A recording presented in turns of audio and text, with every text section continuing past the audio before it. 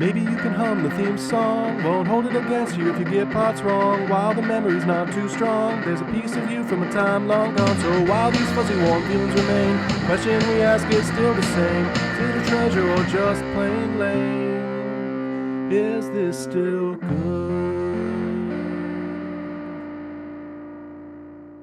Hello and welcome back to the second annual Still Goodies. No asterisk in that whatsoever. God, has it already been a whole year? It has been at least 1 year, yes. This is normally a podcast about removing your nostalgia goggles and digging up childhood treasures and reviewing those treasures and making your guests mad. We're doing something a little bit different. We're doing a best of, an Oscar tie-in. How did you pitch this to me, Gavin? I don't know. The Oscars are this time of year. It seems like they're ranking art, and maybe we should be also pitting art against each other. Love ranking art and picking favorites. I think that we should take something that is inherently subjective and say some things are bad, I guess. Yeah, let's go through our And Kalshi good. lists. And good. Basically, everyone else gets an award show. We want one too. And just like last time, I'm Sage, by the way. And this I'm is Gavin. And joining us once again, and for like the fourth damn time this year alone, Adam Boyer. Adam, how you doing? I'm doing well. How are you guys? We're Good. ranking art.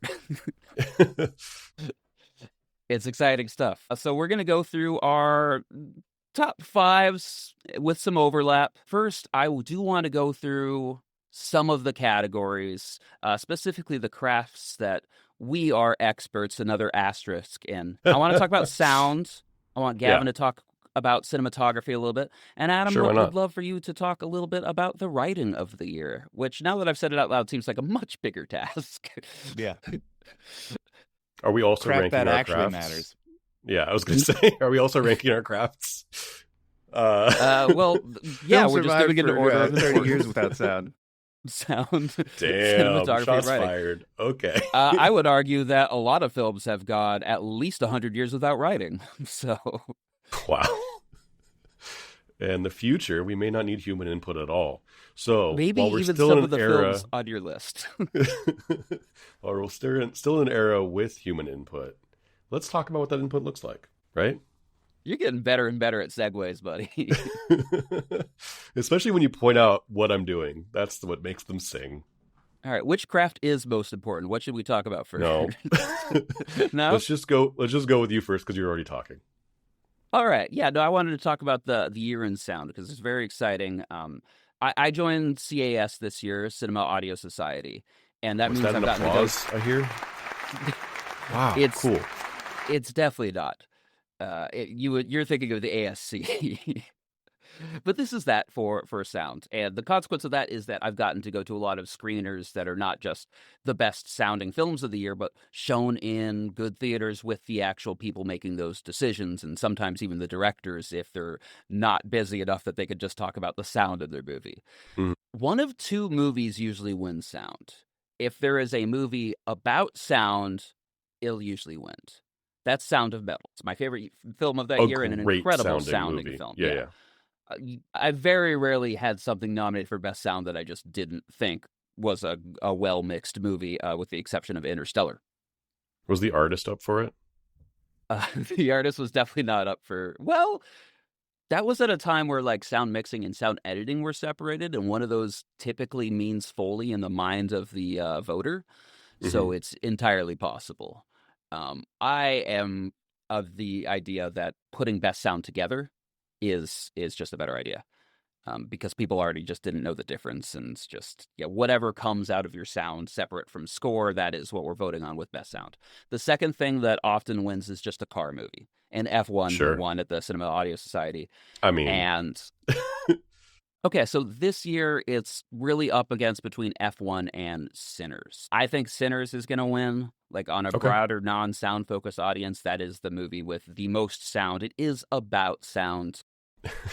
It'll probably win score as well. And I mean, that's what I would vote for if I was an Academy member. But my actual favorite sounding movie of the year was If I Had Legs, I Would Kick You, which we'll definitely talk about later. Okay. Yeah. That's still one I've missed, so I've been excited to see it. I don't really know much about it, and I'm I thought it was a small drama. So that's kind of interesting to hear that you love It the is a sound small of it the drama. most. But Okay. it also just really goes into mental states, and anytime you're inside someone's head or watching someone's mind deteriorate, you really have the opportunity to play with visuals and sounds, and it does it. There's a lot of things in that movie where it wins my award for, I didn't know you could do this in a movie. I didn't know you could Yeah. tell a story like this. Okay. Very cool. Anyway, those are the highlights of what I wanted to say about sound. Do you guys have anything from this year that really stood out from a sound perspective that maybe isn't getting its accolades? No, I was going to echo the two that you mentioned. Probably, I do find it funny that you called Sinners the most sound. Oh, the But yeah, power of sound. yeah, no, and I do think there's some very fun stuff in it. F1 also is just an extremely polished movie, for like 95% of it, and there's like some scenes that's such a good movie until it isn't for me. And But no one I has think technical problems with the movie. I would argue even on the I don't know. Anyway, yeah, it's very technically well made. Adam, any from you? Not really come to mind. But maybe it's also because I've been seeing most of my movies at the Alamo Drafthouse this year, which has very kind of serviceable sound equipment. It's not like Get you're 'em. in a full on Dolby. Well, I don't know. I just when I see Fuck a 'em movie up, in Adam. when I see a movie in Dolby, I really do notice the sound design in a way that I don't when I'm in a theater where every When you're in an 2 Alamo minutes Drafthouse. someone kind of clops down the stairs to take an order Yeah. or drop off someone's popcorn shrimp. Get your shit together, Alamo Drafthouse, Yeah. says Adam, right? But at least no one's ever on their phone, right? That would never change. Yeah. Definitely. Mhm. Adam. That was a yes and moment. He's not taking. I the know, bait. and I deny you. Okay. It's harder to I tell didn't when you think don't it have was a worth face getting cam. into. It seems like watching movies is just going to get considerably worse for the near future. Does that take us over to my cinematography corner? Absolutely. I think you segued with, you were talking about how ugly F1 was. No, F1 is a beautiful looking movie. There's a scene on a balcony that I think for me was so frustrating to look at and listen to, and the characters were saying things that I didn't enjoy. It just was a bummer to watch that movie drive right off a cliff, in my opinion. It actually hit a little bump and spun a bunch and went into the barrier. Precisely. Caught on fire. That's what I was trying to say. Because I love the first half of that movie so much. I think it delivers so much harder than an F1 movie needs to, and then just kind of turns into a nothing burger at the very end of it.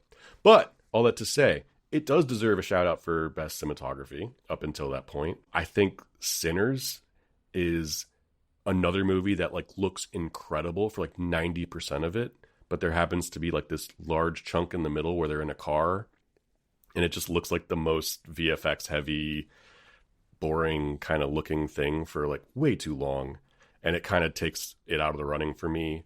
One Battle is a really interesting looking movie. I think it has a lot of personality throughout all of the craft, so that's way up there for me. But the ones that really, and Train Dreams, I'm not finished watching yet. I just started it, and it is breathtaking looking, and the way that they're blocking whole scenes in that, and the simplicity and organicness that they're getting is really stunning. But my two favorites would probably be a toss-up between Marty Supreme and Begonia. I think those are my two favorite looking movies of the year. I think that they both have so much personality in them. They're very different in a lot of ways. Josh Safdie is such a master of this frenetic camera movement that's keeping up with the characters, and that's just a movie that is so high energy that it's almost feels like a task to keep up with the characters, and I think that's captured really well. And Begonia does such an amazing job of making the spaces that the story takes place in feel so natural but also so strange in a certain way. You get the heights of a very rich CEO and the lows of a basement, and they're both just treated with such respect and grit that that's really one of my favorite looking movies by quite a bit. And I think Yorgos Lanthimos has always been an extremely talented visual director, and it's really cool to just see him continuing to hit 1,000. Yeah, well, 1,000's a stretch. Sorry, this is the first Yorgos movie that I haven't actually had problems with some of the visualizations in. Okay. Everything else is mostly accolades and like, yes, good job. But then there'll be times of like The Favorite or even Poor Things where just like, what if this was shot through a pinhole camera? I'm like, well, then I would be wildly aware of the camera and it would take me out of the scene, and I would argue that that is a bad call. It's an authorial touch, and you can either like it or not. But I do actually like those touches personally. But I understand that they are jarring. Yeah. One other thing I did want to call out, even though we are talking about movies, is this was also last year the studio did their Wonder episode. Granted, all the episodes were Wonders, but that Wonder episode that takes place on that hillside like craftsman building during a production where they're trying to nail a Wonder is like Yep. so meta and Double like Wonder. you know kind of extremely, what's the word? What's the best way to say self-serving? But it works. It's so beautiful and it captures like such a magical, moment. So I wanted to give that a shout out as well. And now's probably a good time to mention that while we're just going to go through our favorite movies of the year in a bit, for these craft categories and for these accolades, if you want to throw in TV or even a secret third thing, by all means. Adam's just gonna talk about literature right now.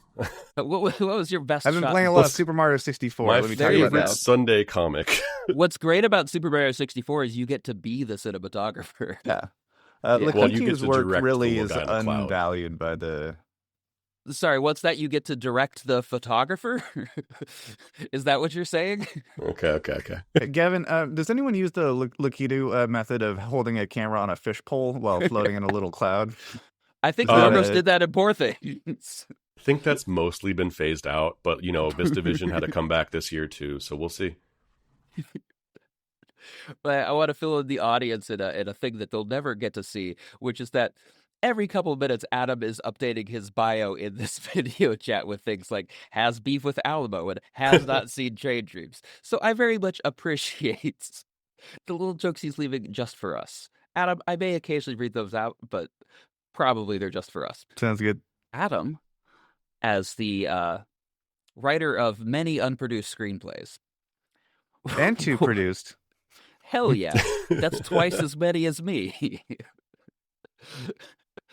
What was your take on writing in 2025?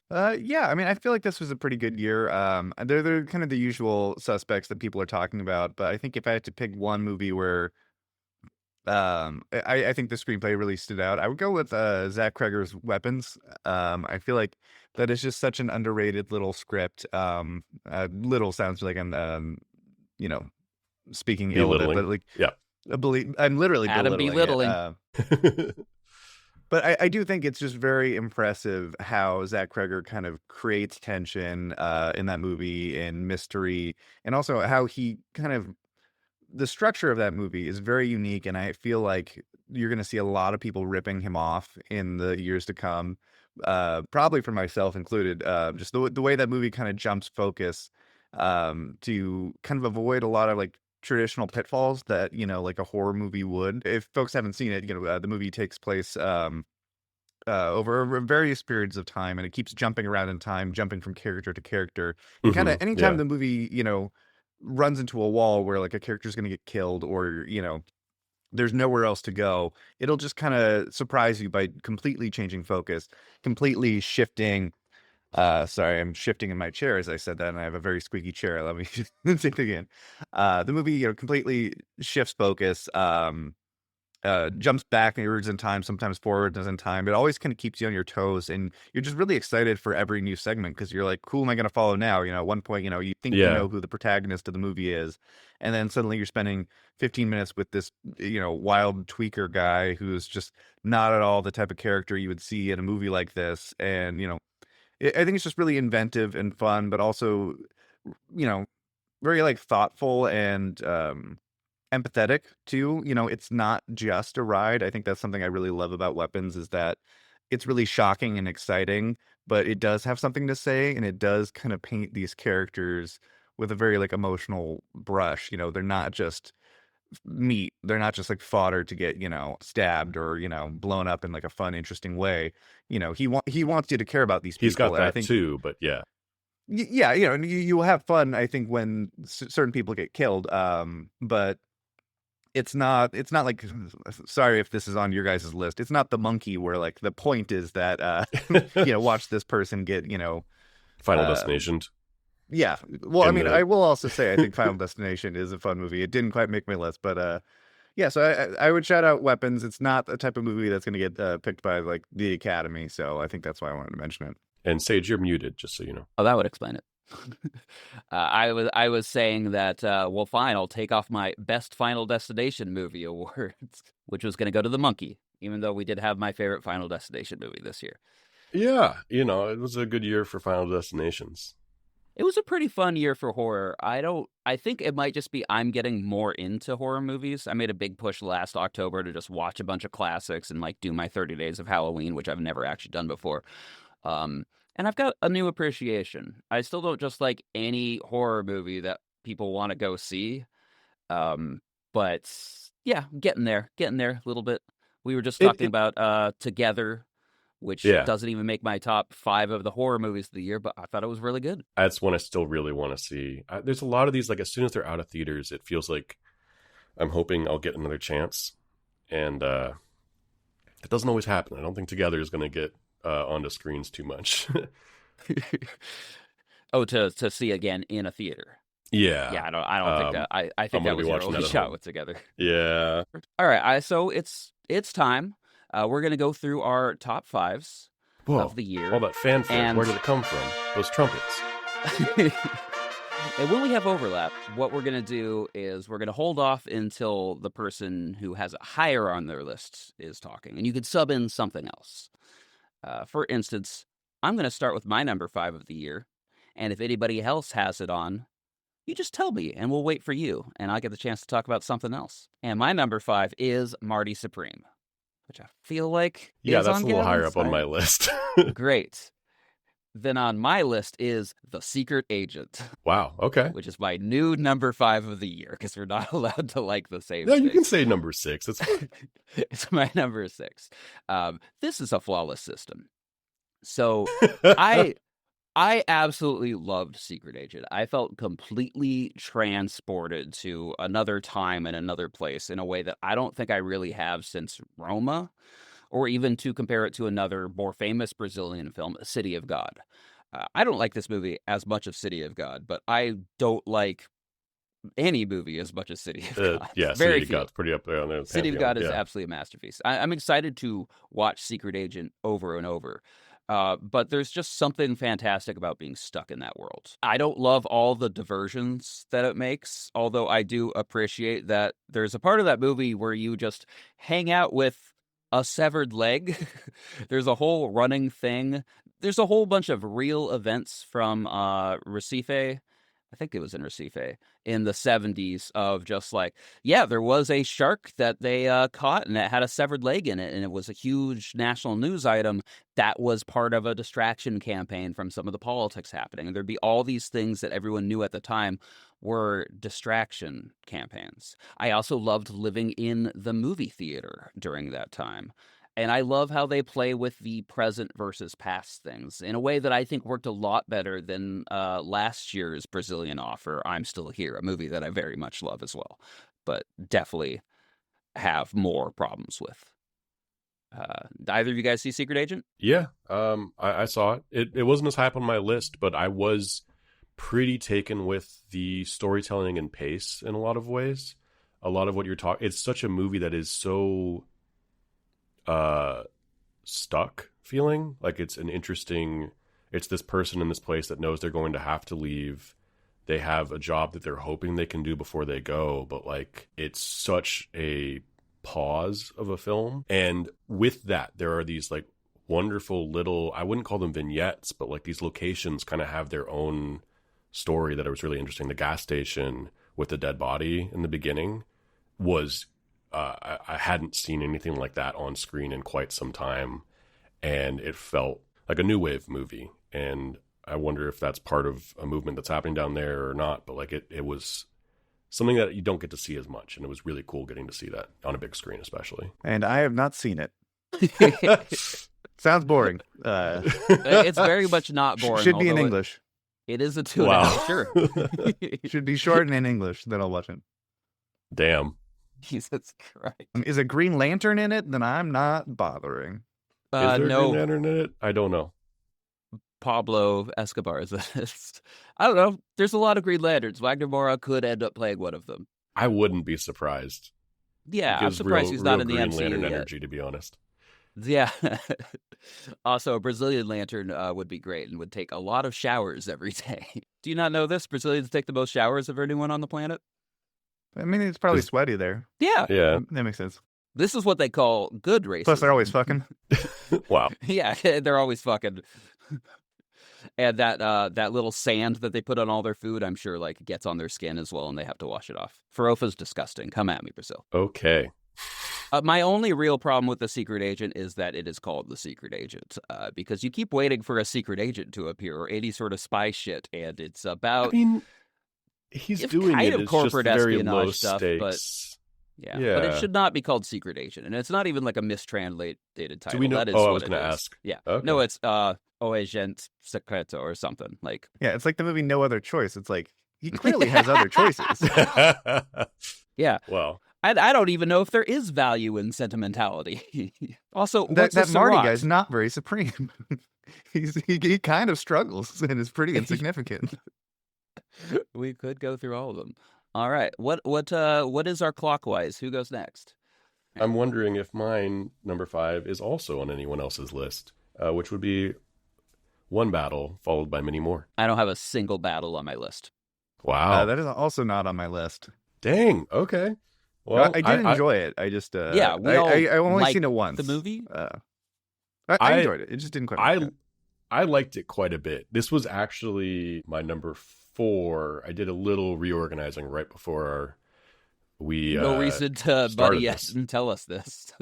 I'm just saying, I really, really, really did like this movie. I think that I'm kind of hoping it takes some awards home from the Oscars. But, you know, what's important right now, it's still goodies. It's such a vast story being told so intimately and such a fun world to be a part of that, like, my favorite thing is these little worlds that matter, that, like, are life, like, I love a little world within a world that's the most important world to the person.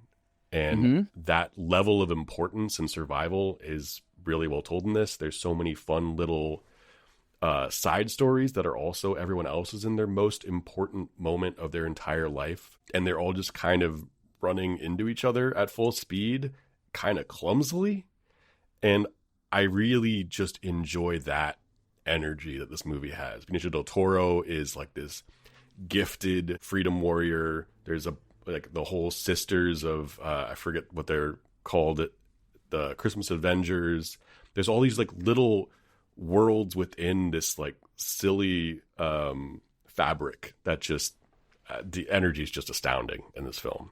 It has a lot to say, which kind of makes it almost say nothing, and that's kind of a weird maybe background of it, but it's more of a character study than like I think anything too important and to like say. But it's a really interesting use of where we are at as a culture. Yeah.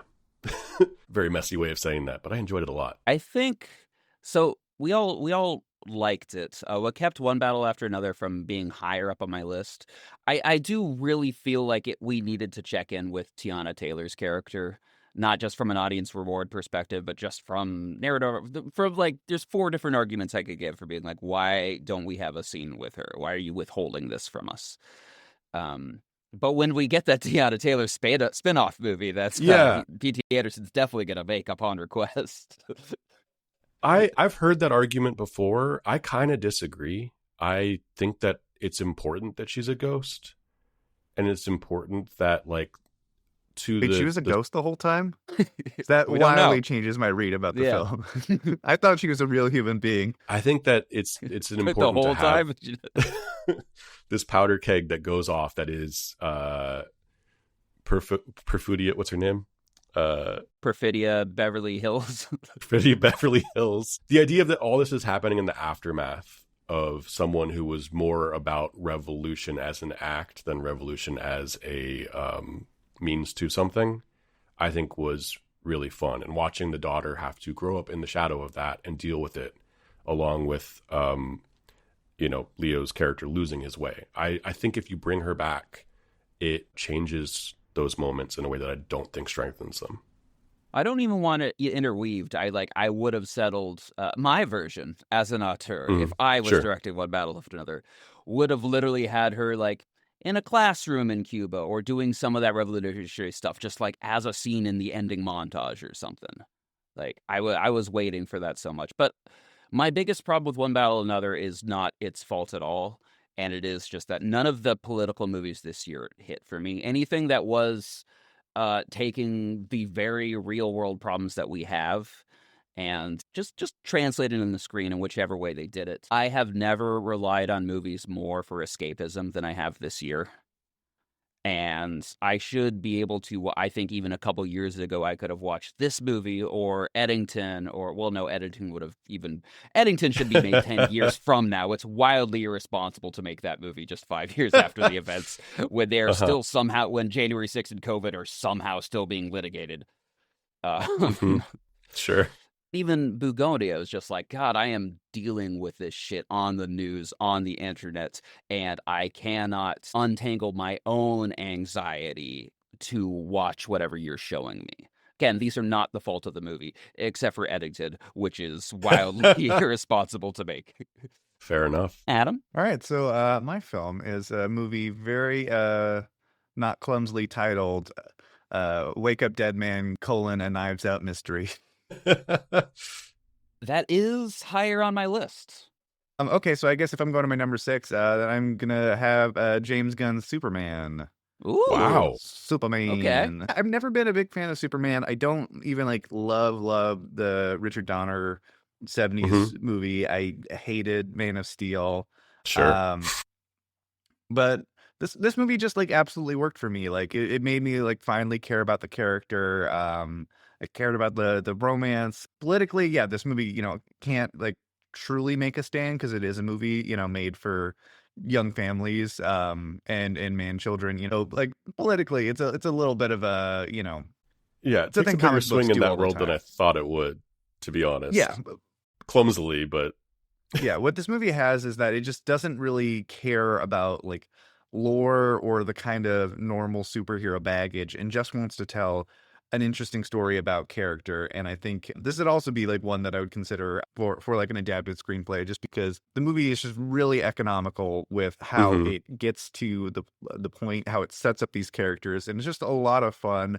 I do think it gets a little kind of goopy at times in the action, but it's also just so inventive. And instead of it, there is the big third act where buildings are falling and stuff, but also there's a lot of just absolute crazy superhero stuff that I've never seen before, and it's just having a lot of fun. And it's really clear that James Gunn loves and cares about this character, and you can just feel it at every moment. I've been blanking on Somerset, the young actor who plays Superman. I thought did a great job.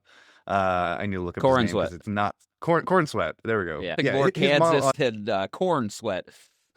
Yeah, the monologue he gives to Lex Luthor in the finale just really gave me chills. And this is just one that I think is gonna be fun to revisit in the years, even if they don't really stick the landing with the Supergirl or another Superman adventure. This just feels like a nice contained story that could be the start of a big world, or could just be a fun little slice on its own. So yeah, that's my number 6. Love Nick Holt in that. I think that's my favorite Lex Luthor. He just plays it as an absolute maniac. It's so good. He's having a very good time in it. Their relationship, like you were saying, the Lois Lane Superman relationship is one of the most fun versions of that I've ever seen. Them, her interrogating him for the news, is kind of how we meet them, I think. And that's just so clever, and also puts Superman's not bullshit, the idea of the perfect man, perfect American, always right, doing the right thing on trial, is something that's, I think, very kind of necessary, and puts that at its core very beautifully. Same with him claiming he's punk rock. And I will admit that Iggy Pop Teddy Bears song, I'm a punk rocker, yes I am, was stuck in my head for a month afterwards. And I still think James it's Gunn such a banger. Might be good at needle be good drops? at choosing music. Yeah. I know, blowing everyone's mind here. That's But an yeah. interesting take. Yeah. Their giant monster attacking the city while they're having a conversation in the background is one of the most fun scenes I've ever seen in a superhero movie ever. Yeah, I just love how the movie just doesn't bother with the typical shoe leather of these kind of movies where it's like, okay, we need to explain everything and where everything came from. It's just like, we're gonna do it and you guys are gonna catch up. Like, it just trusts the audience to like accept, like, okay, monsters are here, superheroes are there, Superman's been around for this. Well, you This kind kaijus. of know the deal, figure it out, I and is more really, interested in the characters. I am in awe of that opening. Like, I'm gonna call it a crawl, even though it's just static on the screen of just 300 years ago, superheroes appeared. 3 years ago, blah blah blah. 3 minutes ago, Yeah. Superman just lost his first fight. I'm just like, I've never seen a more economical. Just here's the world you're in. We know you've seen superhero movies. We know you're aware of this DC nonsense going on. No, Yeah, I thought it was just meanwhile, brilliant choices. if you watch like Man of Steel, it's like, okay, it's like 90 minutes before he like puts on the cape and starts doing Superman stuff. If you watch Superman Returns, it's like 50 minutes before he shows up and does Superman stuff. And this one is just like, hey guys, you came to see a Superman movie. Here's Superman doing Superman stuff. Have fun. Yeah. He's And, already you know, been fighting. You guys, the He's punches gonna are get already being healed thrown. by robots that maybe he Yeah. built. yeah. And it also just allows you to just admit right off the bat, like, oh, this is silly. Yeah, and he's got a dog. Yeah, no, it's very silly. But yeah, Superman is silly. It's a silly idea. Which brings us to quick transition from Superman to our first superlative, which is bestest boy. This Oh. is the best performance by an animal in a movie. And because I didn't think about it too much, fake animals count. Okay, no, asterisk to the asterisk. An animal that is mostly CGI or a performance that's not real counts. I'm not counting the whale from Avatar. You're I mean, not not a Because whale, that's he's a mighty not an typhoon. animal. Okay. Yeah, what's his name? Pyakon? Pyakon, the mighty typhoon. Pyakon. I understand that he Jesus. is outcast, and if he is outcast, then we are all outcast. Yes. Huh. But you're saying crypto counts. But I am not allowing the crypto. mighty So I'm token going to does count not. crypto. So I would love to hear. I've got a list here, but how we're going to do these superlatives, I've got a backup list, but I really want to hear your nominations, especially if something surprises me. Do the monsters and K-pop demon hunters that hang out, like the big goofy cat? Those who, are like, keeps double trying to- fake. So you're saying no, it they doesn't don't. count? I'm saying Okay. animals that exist in the real world. That's what I'm going to Huh. put it down as. Yeah.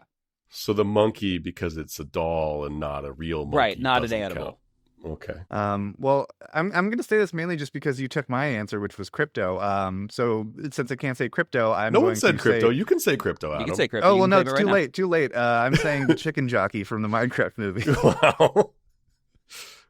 because That's not that's double the fake. only other Yeah. CG animal that I could see on my letterbox log of 2025. Chicken jockey. I'll give it to crypto. Crypto was pretty good. Well, let me fill out the list.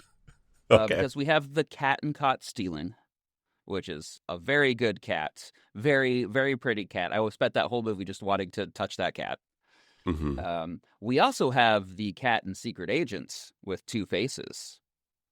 Yeah. Very dual performance, if you will. That might come up Mhm. again. And then a movie that none of us saw, The Dogged Good Boy, which I'm only mentioning because he has actually won actual actor categories in official competitions.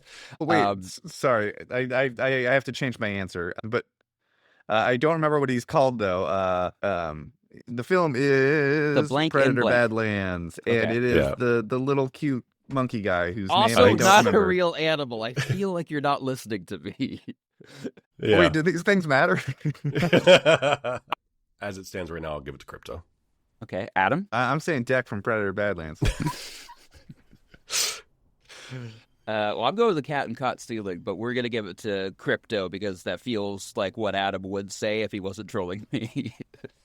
Okay, fair enough. Can I want to throw in another category called the bestest best boy, and I'm awarding it to my friend Matt Rush, who was the best boy grip on Train Dreams, nominated for best picture. So Hey, it's pretty good looking. congratulations, Matt. Bestest has best Some boy. pretty good gripping on that.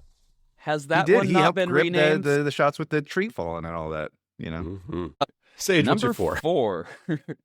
I have Black Bag. Steven Soderbergh's Black Wow. Bag from earlier last year, which I'm going to guess is on none of your lists. Not top 5, no. Okay. Now's a good time to point out that Adam's chat bio currently said waitlisted Xmas adventurer, and now Jesus. says hasn't seen Black Bag. Get around to it. It's a solid spy thriller. It'd be my vote for best costume as well, but it's basically just like Well, the technically, entire bags are props. Michael Fassbender had a couple spy thrillers come out this year. He was also in the Agency TV show and I think a third TV show. We could also go back and count The Killer, although that's not last year. And all they are just like him looking great in tight sweaters. And those are both much bigger movies than this. Black Bag just mostly takes place in an office with enough like explosions and other things to make you forget that it's a very tiny movie. I think it's mostly at a dining room table, if I remember A lot correctly. of it's at a dining room table. But the thing is, Michael Fassbender's he's just a wife guy. It's watching a spy movie where one of them is just really into his wife, who is also a spy. And they tried to bill it as like a Mr. and Mrs. Smith. It's just like, no, they know they're spies. And they know they can't fully trust each other. But they know that but they are also confident that at the end of it, like they will come out on the same side no matter what. They can trust each Yeah. other. They can't tell each other everything. And if it sounds like I don't remember this movie that well, it's because it was an entire year ago that I watched it. I haven't rewatched it, but that feeling has stuck with Soderbergh. It was an hot take, extremely good director. Yeah, an extremely clean movie, like in terms of authorial intent and the hand of the director being seen really, really clean. Performances were all super strong. Which is world, wild although for his small- first movie. Yeah. Steven Soderbergh, a director that I assume will never show up on Blank Check. I mean, simply because he's got too many movies. Yes, that would be an entire 2 years of Blank Check. Yeah. No, I really enjoyed Black Bag too. I love me a movie that knows what it is and does exactly that beyond like the abilities of most people. It's just such a clean movie. And Adam has not seen it.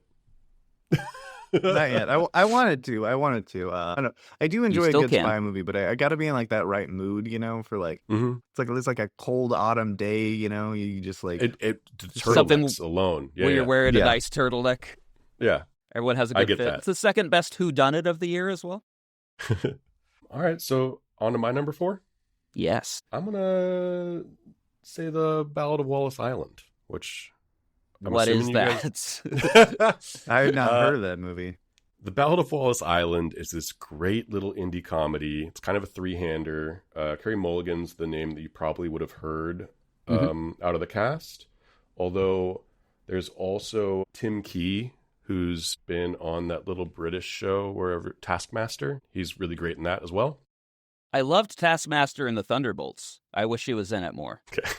But it's this rich widower hires his 2 favorite musicians. They're like used to have a folk duo. It's a guy and a girl.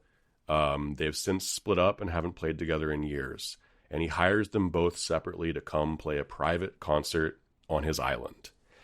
And doesn't tell them that the other one's coming. So it's this once romantic and creative partnership that has since evaporated, being forced back in together and dealing with the fallout of trying to remain civil and charming and deal with like buried emotions amongst loss. And it's just the most charming, beautiful, fun little movie imaginable. Can't recommend it enough. Does anyone cut their fingers off? I don't think any fingers or limbs are cut off, nor tongues, if that's what you're referring to. Don't Speak or whatever that movie was from like 2 years ago. I'm Also, referring to Banshees of Inisherin.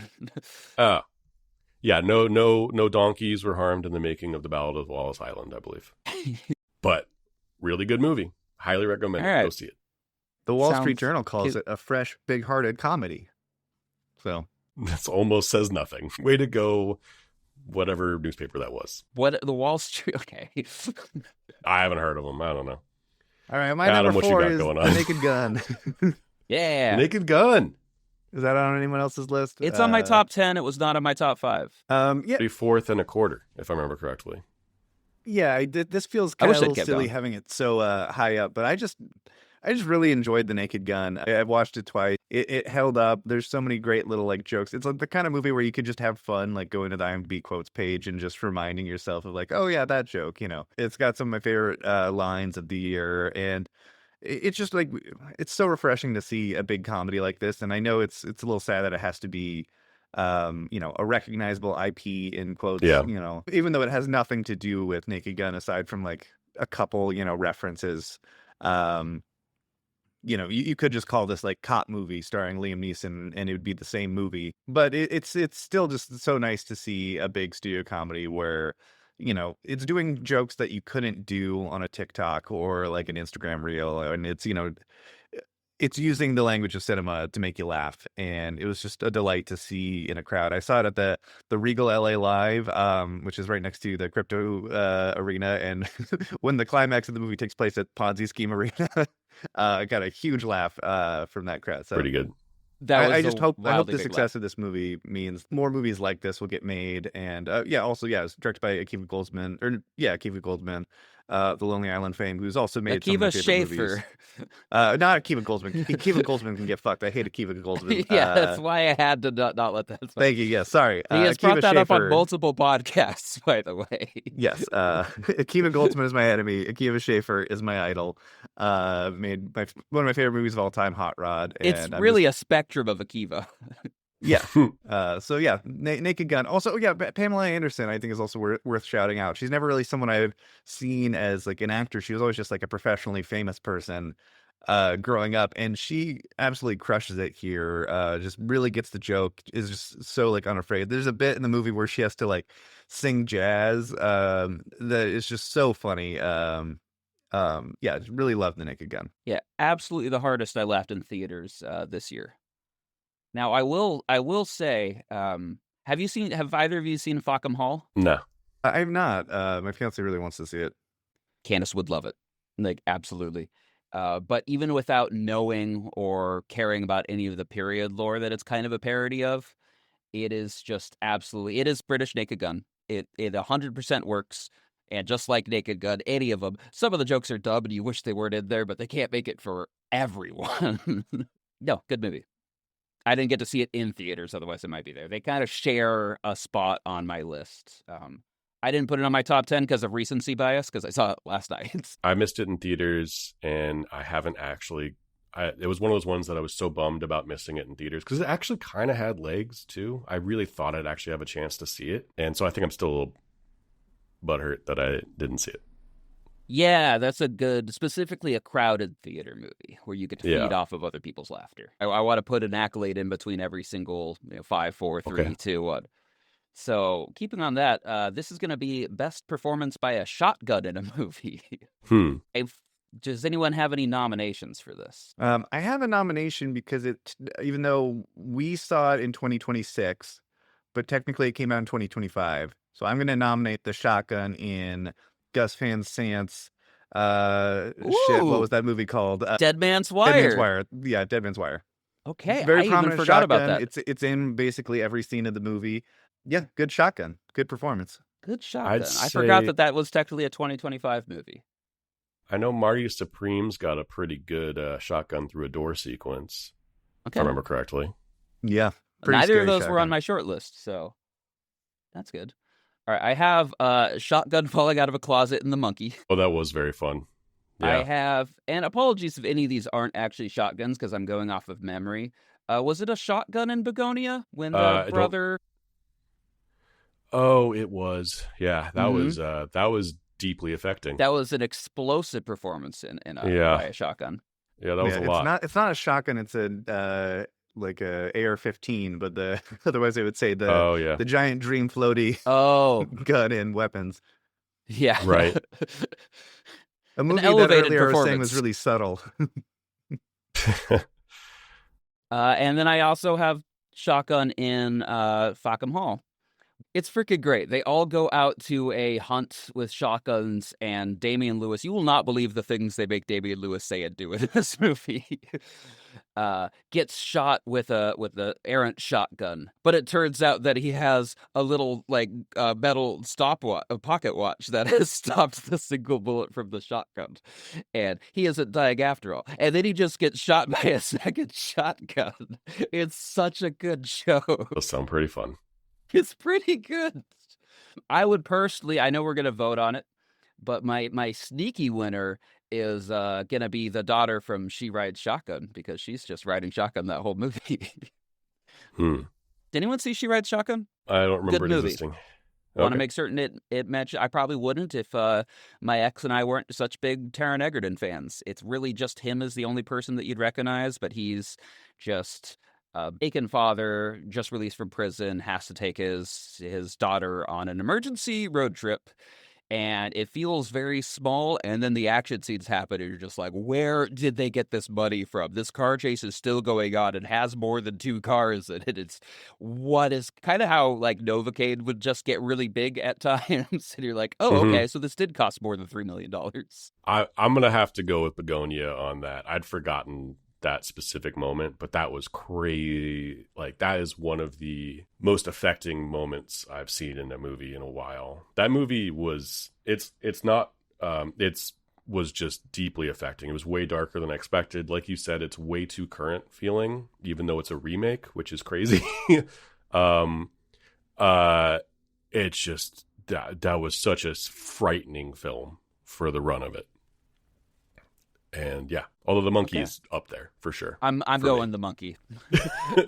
I think the monkey's the second hardest I laughed in theaters this year. Yeah, those are two very extremes of the shotgun performances. Yeah. So it's nice to see a spectrum, scattershot, if you will. Adam, tiebreaker. I only half watched the monkey, and I don't remember a shotgun in it.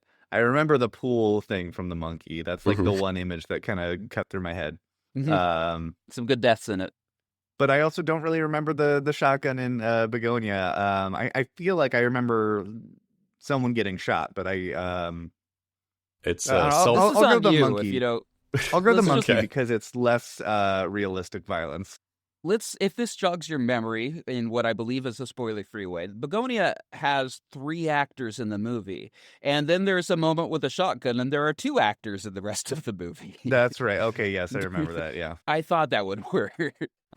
Gavin's rudely okay.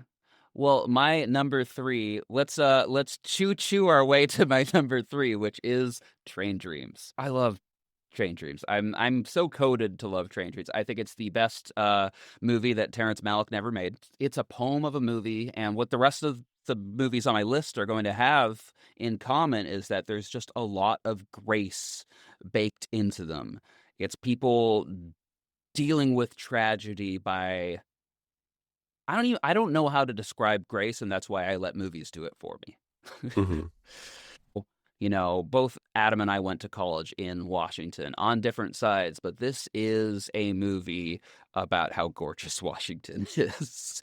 And I fully agree, as someone who's been all around this globe in a geographic sense, very little beats just the west coast of U.S., from Alaska to Northern California.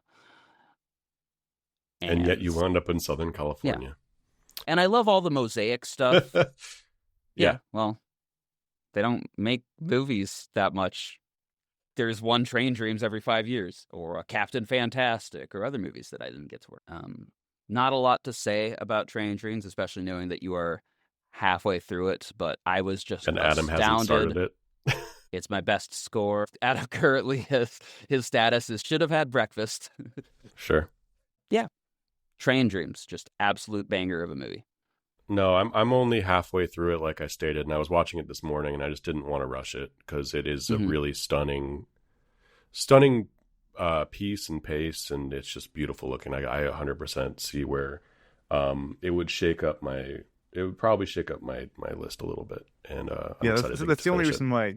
That's the only reason why I haven't seen it, is that I don't want to watch it on Netflix with ads and broad daylight. I really wanted to catch this at the Egyptian or some other theater in LA, because it seems like the kind of movie where you want to just take It your would time and be. like I soak would up all love the to see this on a big details. screen. Yeah. Yeah, and hopefully, I've been eyeing AMC's been doing more Netflix stuff. Hmm. Unfortunately, it seems to more be like, oh, a new show is premiering, and we're going to show the first 2 episodes, Sure. which they did with Stranger Things, but also like the new season of One Piece does that. I was just like, or you could just like show Train Dreams. That didn't even go with when Or they're put Jay Kelly re-releasing in theaters. Oscar movies. Put Jay Yeah. Kelly in theaters, you cowards. Like, Jay Kelly is America's favorite movie star, and they didn't even put that. We finally made a Jay Kelly biopic, and they dumped it on streaming. Gavin, what you got? Well, speaking of performances of the year, there is one Oscar-nominated performance I'm ready to talk about next. Aunt Gladys in Weapons. Not Hell yeah. specifically. I mean, she's great, but like Weapons as a whole was. Does anybody have this higher than me? Or is now the time that we talk about Weapons? It's not. That I probably would have have it. taken my next overlap. It's my number Ooh, 3. Okay, we both so have that. I think I'll maybe we talk should just about it tag then. team We can it, talk yeah, about it or- together. Yeah. Weapons was great. Yeah, we've mentioned Zach Cregger's last movie. Some is also excellent. So seeing what he did to follow it up, especially because his first movie was such a wild train ride of tone. This is similarly like switches, as Adam was talking about when he was talking about it as, from a screenwriting place of view. It really does change characters so fluidly and so entertainingly, and manages to like weave all these disparate threads together. And I'm not a big fan of magic being the answer for a lot of things, but this movie just kind of gives you, there's a rule of like magic and fantasy that I think is important, where it's like you change one or two things. And this movie just changes one thing, in that there is a witch who can get a piece of your hair, snap a twig, and then will make you turn into a suicidal running maniac. And Who knew? It's just that one little step off from our current reality, and that's as much as my little brain can handle. So the logic of this movie is flawless, is all I'm saying, and I really loved it.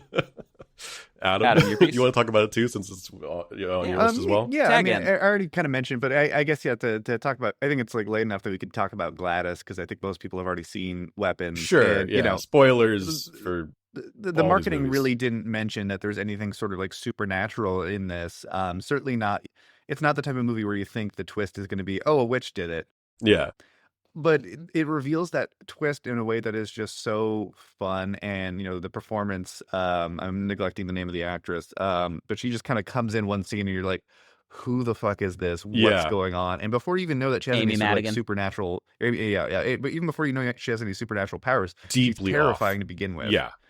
Frighteningly and, off. And I think because the movie spends so much time grounding everything in like real human emotion, it's like the Unbreakable thing, where it's like it takes so much time. You believe that these characters disappeared, and you see the toll that takes on everyone, and you see everyone just struggling Yeah. in the wake of this horrible tragedy. So when you finally see the supernatural reason for it, it feels gigantic as opposed to feeling silly. And yeah, the rules are just so kind of like simple and clear. It's not like she's not like throwing out fireballs or anything. It's just like, and also, yeah, great sound design with just like the snap of a twig gets you chills running up your spine. We should also mention the fork scene, probably one of the most upsetting thing I saw in 2025. Weapons is my number Cutlery. 3.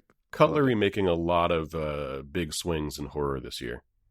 Yeah, it's also interesting. If you read up about like Zach Cregger's childhood, it sounds like he's really inspired a lot by his parents being alcoholics, which is not something that would have like popped out to me watching the movie, Mhm. but it does add an interesting angle to look at it. Of this poor kid who's forced to take care of these people who Yeah. are hypnotized essentially, and just having to feed them, having to take care of them, and not feeling safe And even himself. like Yeah. in a town with all these adults, because the adults aren't being responsible. Yeah, it's a really interesting movie. I've not revisited it, but Mhm. it still sticks through my memory. Like a lot of the movies, that I saw this year, I'm like, oh yeah, I guess I gave that 3.5 stars or 4 stars, but like I can't remember a single thing that happened. Weapons, like so much of that movie is like burned in my brain. Mhm. I think missed the first 15 minutes of it. I think I came in kind of late, and I think that's the best way to watch movies. There's so many movies that I'm like, oh, this was so good, and it's just because I missed like an extra like 5 minutes of shoe leather. I'm like, people should experiment with just like cutting off like the first 10 minutes of their movie and seeing like if it's still you're able to follow it, because I had a lot of fun with Weapons. I do think in general, like the weakest parts of storytelling is often the very beginning and the very end. And if you can chop those off and your story survives, you probably won't miss them. I was going to add that now that every movie theater has an indefinite amount of ads, Yeah. not just trailers, but now actual ads, you just have to guess when it starts. I find myself more and more just missing the first 5 minutes of movies. All right, Adam, are we doing another round, or do you want to sneak in another honorable mention since... Yeah, so Weapons is my number 3. Well, I guess I still haven't talked about Wake Up Dead Man. What's that on your list, Sage? Still higher. Still higher. Okay. Yeah, go to your number 7 or whatever. My number. Okay, I guess my number 7 is. You know what? Okay, I'm not going to mention my number 7 because I feel like Sage is probably going to talk about it. So I'll talk about my number 8. A movie I'm sure is not on either of you guys' list. Pretty I've already sure I know what mentioned it. Adam said. Yeah. It's Jay Kelly. I fucking love Jay Kelly. I'm a big Noah Baumbach fan, and I thought this one was great. And I don't understand why people seem to be so dismissive of it. I gotta ask, can I? Because I know nothing about Jay Kelly except for that it feels like it's He's a our running greatest movie star. bit. I don't. Is it? It's not. It's not the tap dancing Kelly, right? That's Grace Kelly. So I don't know who Jay Kelly is. Okay, so yeah, Jay Kelly is it. You I really was don't being a goof. Jay Kelly is not a real person. He Oh, it's okay. essentially, for folks who don't know what Jay Kelly is, it's essentially about a George Clooney type named Jay Kelly, who's at the tail end of his career, having kind of some like family troubles, and it's just sort of like a little slice of life movie following him traveling to Europe. He's about to have like some big award. He's trying to smooth things out with his daughter, trying to deal with his like weird distant dad who's still around and played by Stacey Keach. And there's just a lot of great supporting roles too. Adam Sandler plays his kind of lifetime manager / kind of like sidekick who loves this guy but can't connect with him because of star power. And I could see people watching this movie and being like, okay, it's a movie about a big rich celebrity who's really doing fine. Who cares? But I just thought everything was just so well realized. George Clooney is kind of phenomenal in it, playing basically Playing a himself, George Clooney type. but Yeah. he brings that kind of star power that no one else Sure. can bring. There's a great scene where he's like just on a train because he's kind of bucking the rules to try to meet up with his daughter, and so he just ends up being on like a public train in the middle of like Hungary or like some European country, France. I forgot where exactly it was, and everyone's just so excited, and he just gets to like play the most charming man in the world and like make everyone's year by just kind of making small talk with these like ordinary people. And the movie's just full of great little moments. It does have like one of my favorite endings of the year, which I don't want to spoil because Gavin, you haven't seen it, but Where it he is just kind of funny gets because assaulted by a bunch of children. Yeah, no, torn the- apart. the movie ends with like this montage of like Jay Kelly's life on screen, and to make it, they just used a lot of footage of George Clooney, and it was really powerful to watch. This character watch his like lifetime achievement, and you see clips of like like the Peacemaker. It's a lot of clips of the Peacemaker because they can't really afford like Ocean's 11, but there's like Out of Sight and stuff like that. They're trying to pick movies that aren't so identifiable as like like Batman and Robin, but From Dusk Till Dawn. Yeah, I was gonna say From Dusk Till Dawn. Just what comes to mind first for me. yeah, I think The it's American, just a the great movie about how Descendants. like wanting to connect with people and like how unsatisfying fame can be, but also like how beautiful movies can be and how they can kind of connect people. Also, I've heard some people say that the movie should have a totally different focus, which I understand because Billy About Adam Crudup Sandler's shows up. character, right? Or No, okay. about because Billy Crudup shows up in the first act as like basically a guy who like went to acting school with George Clooney, who was just as good, if not better, but didn't get all of the riches and fame, and is now just Yeah. like a pediatrician or something, and just it's just so full of rage, and it's just one of the best scenes of the year. Billy Crudup probably should have gotten the best supporting actor, in my opinion. I mean, it was a crowded year, but that scene alone, I think, is worth watching Jay Kelly for. I just really liked it. I'm a big Noah Baumbach fan. I've not seen his other movie that came out this year because it's about Godard, and I've Fog, not is that- seen. yeah. It seems like you kind of have to watch Godard movies to know what's going on, and I need to do That's my on Godard my homework. to see list as well. I really want to see that one. And now Jay Kelly is. Yeah, and Adam Sandler is also great in it. Greta Gerwig has a small role, but I think was also very good. Yeah, it's just a movie I really enjoyed. Laura Dern also, very good in it. I think this was a movie that if it played in theaters, it would have at least got Sounds- people talking about it, but it it just kind sounds of like- got dumped on Netflix. sounds like, to steal a joke or a turn of phrase I really enjoyed. The sky was dark because all the stars were in J. Kelly. Well, if there's one thing we need is more movies about the power of movies. It sounds like Mhm. you described sentimental value to a certain extent. Yeah, which I have not seen Sentimental Value. It's good. It's fine. Because you know It's what? It good. wasn't in English. Don't. I don't think it would have gotten as many awards if it wasn't about how important movies are. That's kind of my take on sentimental value. It's in my top 15. It's not a bad movie. Correction, it is in my top 20. I watched a lot of movies this year. I did too. Yeah, it's a little down there for me as well, but it's definitely a movie I enjoyed quite a bit. Well, that's going to take us to our next superlative. And this is a holdover, although we've renamed it. This is the Lakeith Stanfield Award for, oh, cool, I didn't know they were in this. And this is your favorite surprise cameo or something that was hidden from the trailers. Or you feel someone should have told you that this person was in this movie and maybe you would have seen it sooner. It's a loose category. And I did have Billy Crudup and Jay Kelly on there as a nomination. Because I think he's absent from all the trailers, and I've heard he's a highlight of any other nominations. I, of course, have a list, because I know this is a hard one to just pick off your brain. Yeah, no, not coming to mind, I guess, exactly. Well, our nominees, I'm assuming Adam is currently typing up things and looking. No, I'm looking at my letterbox because no one's kind of popping to mind thinking about this. At least in terms of like, I was excited, like there are plenty of movies where I've seen where I'm like, oh, it's that guy, but very few that I can think of where I was like, oh yeah, it's that guy. Oh, cool! I didn't know they were in this. Is how I built my list.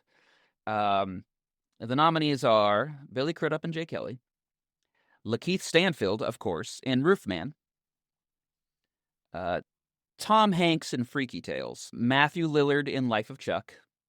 Actually, no, what I had written down was every single person in Life of Chuck.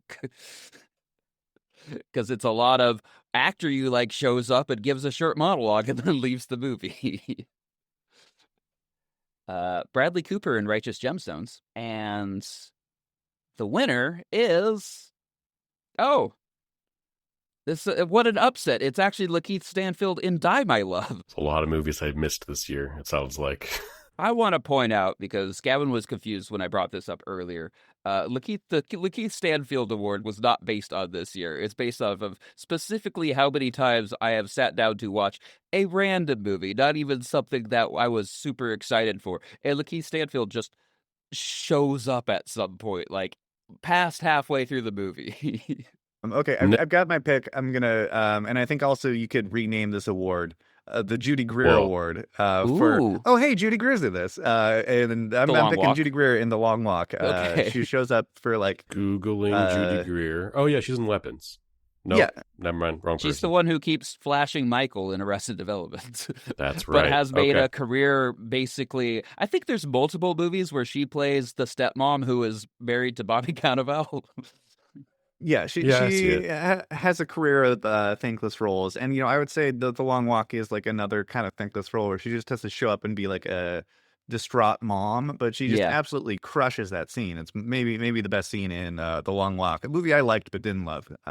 So yeah, Isn't go she Judy also I'm always the happy to see her. distraught mom in Jurassic World? It's a very specific niche. Like, she disappears from the movie, but like she's at the beginning. She bookends a lot of movies as Oh, yeah. mom She- saying, "Don't do this." She also plays like the weird like otter who's being experimented on in Guardians of the Galaxy 3. Oh yeah, she's also Wow. like the disapproving ex-wife in the Ant-Man movie. She has a lot of thankless roles. Oh yeah, she's the disapproving daughter in the Halloween reboots. Yeah. It's good at disapproval. I Moving was on. gonna, in terms Oh. of superlatives, I want to shout out one more too because we talked about this interesting genre to me as well. Best use of cutlery in a horror movie. Despite the fact that Weapons has a great fork scene, I'm gonna give it to Bring Her Back for chewing on a knife. Extremely effective imagery, deeply traumatizing. A lot of people hated that movie for that very reason. I loved it. It was delightful. I've Maybe not seen delightful is it. not the right word, but man. What kind of knife are we talking about? We're talking It butter, is- steak. No, Lay? like a good chef's knife, like a good 10-inch chef knife. Wow. Okay. Yeah, I'm going to go with Butcher Knife In Together. That'd be Oh, mine. I still give haven't it to seen Fork. it yet, so I'm excited about But it. yeah, that's a good one because like most horror movies have a violent kitchen item in it. Did you see Bring Her Back, Sage? No, Oh, those okay. are the specific movies that you get crazy about, and I have no interest in seeing whatsoever. I mean, those Australian brothers are doing some good stuff. Like this Well, is there's definitely two them. things I hate. That's them It's playing Australians and into brothers. they're playing into their wheelhouse for sure. I'm excited to see what they do next because this movie felt a lot like what is that? What was their last movie called? Let Me In or something. Talk to me. Talk to Me. It's definitely in the same wheelhouse as Talk to Me, but I think it stands alone on its own as well because it's got the woman who was in love with the sea monster in Del Toro's last movie, and she knocks it out the frickin' park. And yeah, and then a kid chews on a knife, and wow. That sounds unpleasant. That sounds like I would like that. My number 2 of the year is Life of Chuck. Now, Adam, just checking. That's the one you skipped? No, that's my life at 2, or my number 2. Wow. Okay. Well, then I think your Then number 7 I think was we safe should let then. It's not on Adam my do list. that one, and then Sage, you should Yeah. do one hidden because Sage has already done, or Adam's already done a few of those. Okay. So Adam. Sage, do your Life number of Chuck. 7 or something. No, I guess I would go through oh good. I get to talk about Roofman, Nice. which is my number 9, but like a lot of these have been taken. But You guys no. all get to talk about other movies that I have not hit my number 6. I don't like how these dice have rolled out. Yeah, sorry. I don't know. Fair It'll enough. take up time at the end, I'm sure. Roofman,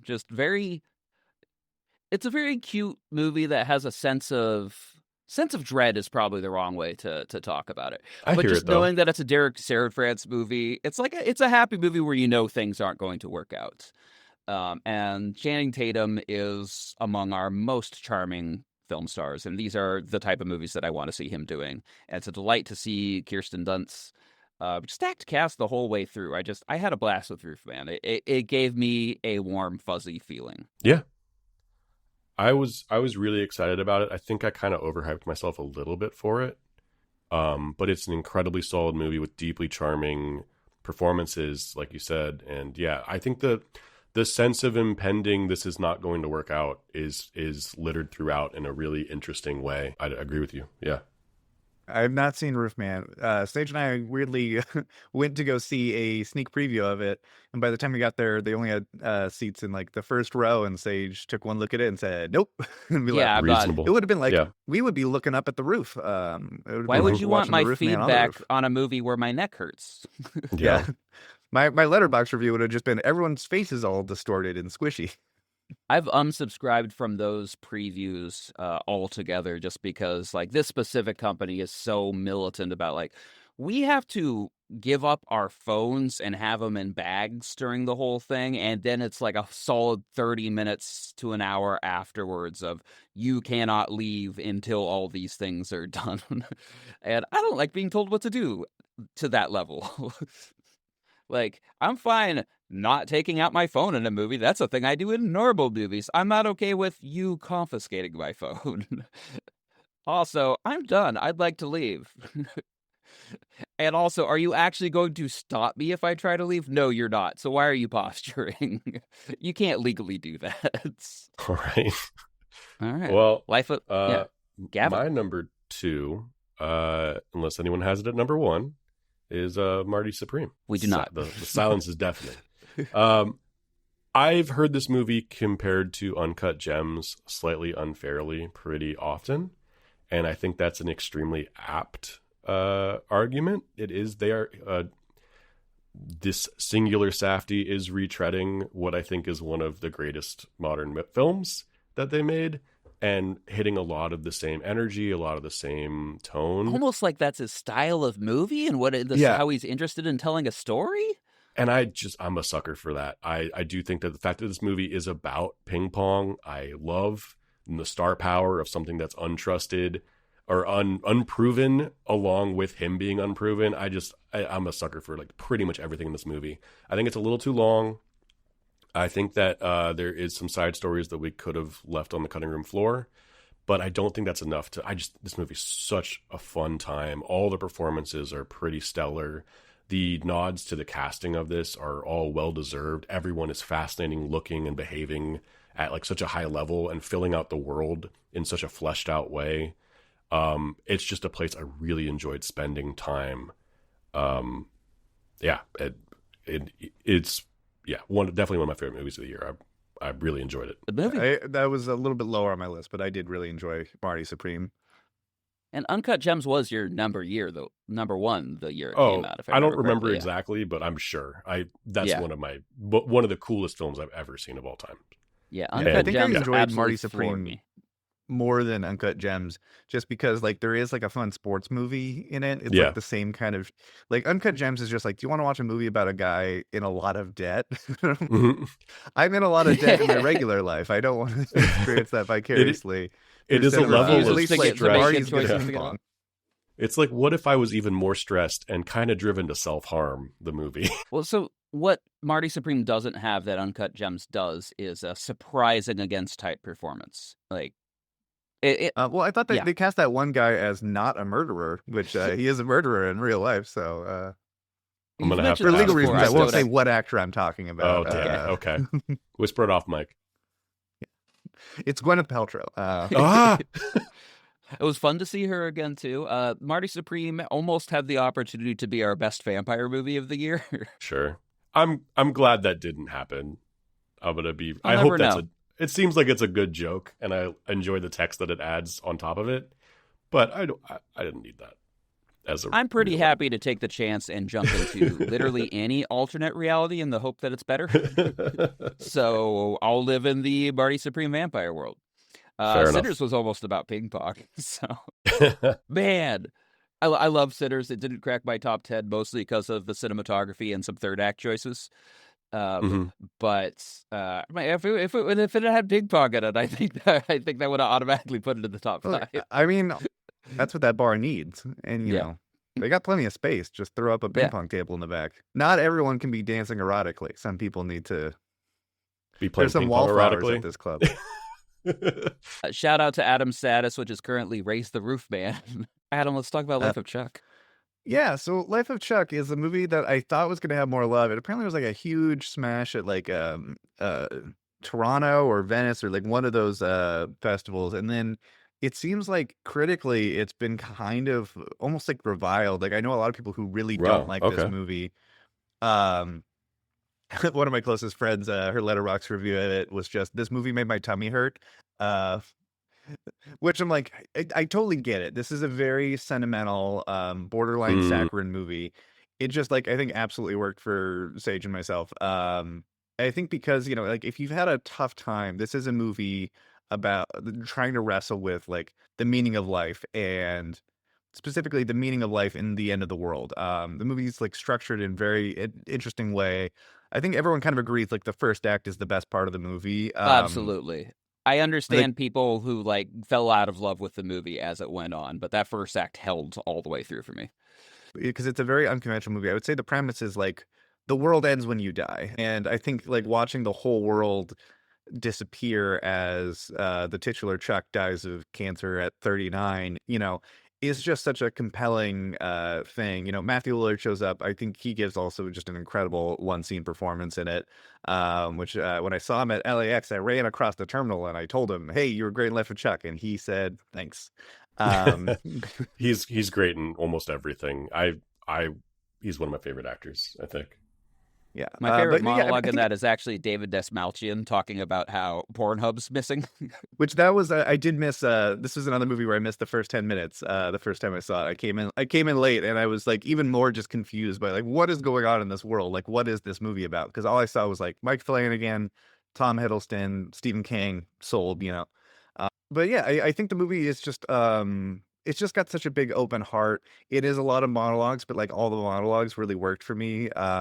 There's an extended dance sequence in like the middle chunk of the movie that if you're not vibing on the movie, is going to be like nails on a chalkboard. But like if your heart is open to the movie, it's just so like warm and fuzzy. This movie just gave me a lot of like warm and fuzzy feelings and just like made me feel good about being alive. And even the world is ending, but like you still get to maybe like dance on a promenade with like a cute girl like on a nice sunny day. It's like it's the best kind of like optimistic Stephen King work, Yeah, and worth I mentioning that really liked it.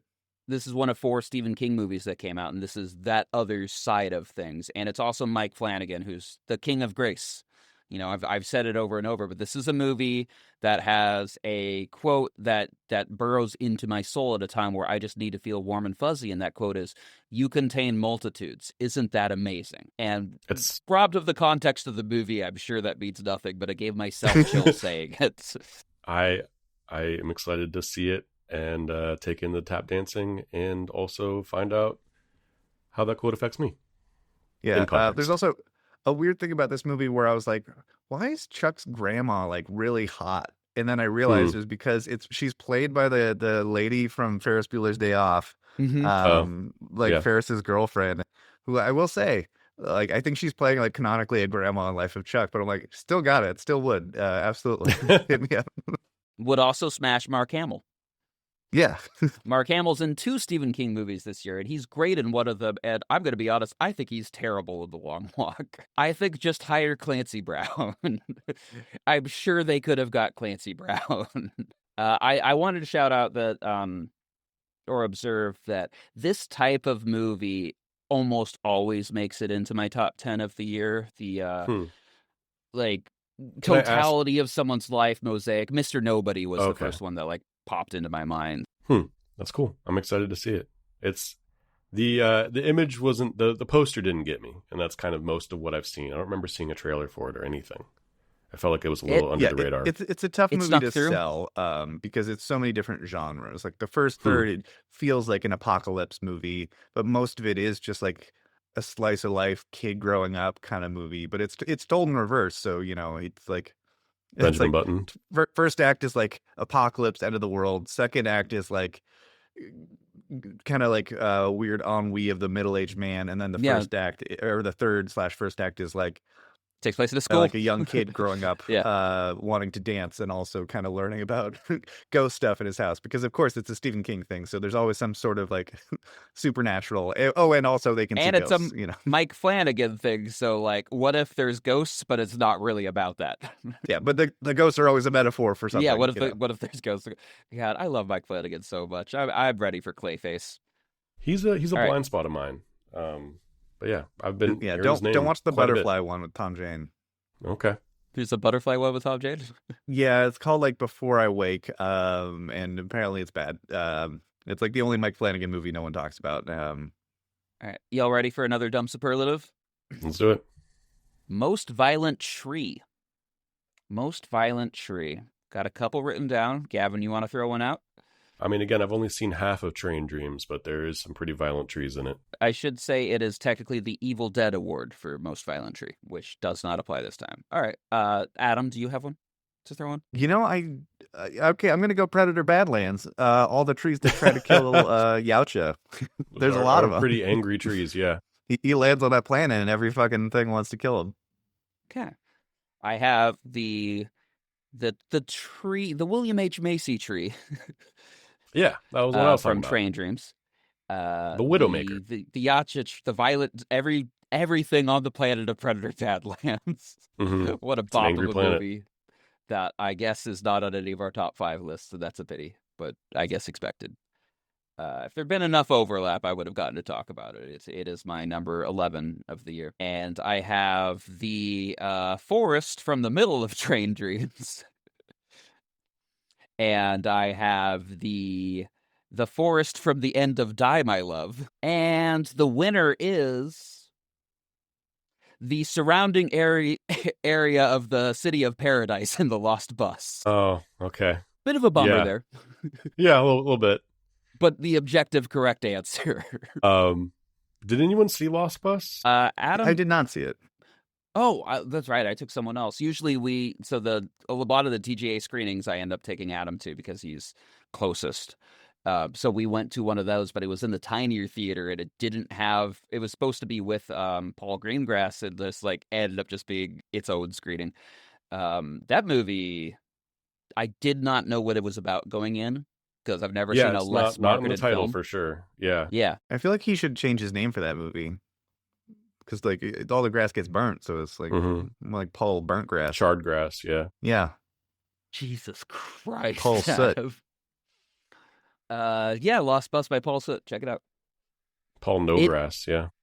It like really hit me and affected me when I realized what the movie was about. I knew that it was about rescuing a bunch of kids on a bus from a fire. I did not know it was the real life story of the Paradise fires, which affect. I lived in What San if it was Francisco at just the a time. movie I about a had lost friends up bus? there. We just can't find the bus. Just Just a keep low trying, like, where's the energy, fucking Yeah. exit? Like, It's a stealth speed remake. Yeah, if the Lost Bus, if they go under 50 miles an hour, a bunch of children die. So I mean, really it does seem like inventive they need to movie. get out of that fire. So I'll give them that. Might win best visual effects if I'm being honest. If anybody actually saw it, and I think that would be deserved. Always I mean- depends with those craft categories. Is the question, how much work was it? Versus like what do you see on screen? Because a lot of times invisible visual effects don't get. Yeah. Crafts are usually showy. Most sound, most costume, Right. most visual I mean, effects. And I'd argue like F1, seeing those breakdowns, I think F1 deserves it in my own thing, but they are invisible. It is a beautifully invisible movie. Yeah, there's something about. Thank God they didn't try to do the Maverick thing where they're like, no, everything's real, even though they're both Mhm. the same. I feel like you watch F1 and you know that like there has to be a lot of visual effects. Whereas theoretically, you could go through Maverick until like the planes that don't exist show up and being like, those are all real planes. They said they're real planes. Why wouldn't they be? Sure. F1, you're like, no, this has to be fake. Yeah, no, those are some impressive breakdowns too. All right, I'm excited. We are in our number one of the year, and it's only 90 minutes into this episode. All right, Sage, I think you're up first. What is me? My number one of the year is something that I have tragically seen on no lists, no critic lists, got completely snubbed out of the Oscars. I thought was a masterpiece, and that's Wake Up Oh? Dead Man. Oh, okay. hey, Wake Up Dead Man was my number 4. Exactly. It's my number 11, but I did love it. I thought it was great. I am a sucker as a very non-religious person. Anything that can make me feel faith, Mhm. anything that can wrestle for that in a way that works for me is always going to shoot up my list. I also think Wake Up Dead Man is maybe the best cinematography I've seen this year. It is a gorgeous movie. It's a good looking movie. Yeah, people bring up a lot of like Netflix sameness, which Mhm. I think is very unfair. I know there are a lot of movies that are for a specific Netflix broad audience, and they do make a lot of the camera specs the same and make a lot of these things. But people forget that there's like 5 to 10 years every year that they just let an author do whatever they want and give them no oversight. There's no way David Fincher gets any handed down orders from Netflix. And I think Rian Johnson, there's not a moment of that. There's scenes where they're sitting in a church. I think he gets like a light bulb moment at one point that's literally a ray of light coming through a movie. Yeah.